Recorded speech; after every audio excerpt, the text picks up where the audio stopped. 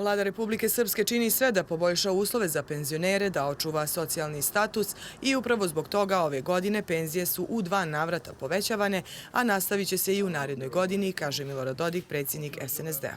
Svake godine u januaru mi usklađujemo penzije sa prosječnim rastom plata i sa inflacijom, odnosno cijenom povećanja potrošačke korpe. Po podacima koje imamo iz septembra, u januaru će biti usklađena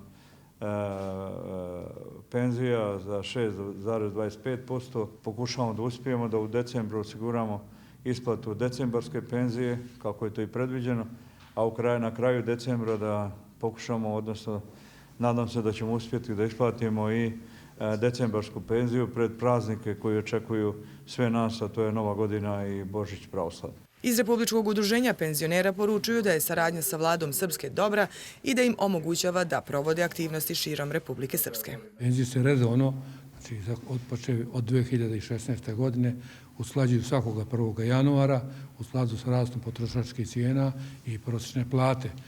I također, kad se stvore uslovi tokom godina, i vanredno se povećavaju. Vlada i kabinet predsjednika omogućili su program banjske rehabilitacije penzionera koje je ove godine iskoristilo oko 4.500 penzionera, a plan je da naredne godine 6.000 penzionera jednom sedmično besplatno koristi banje u Srpskoj.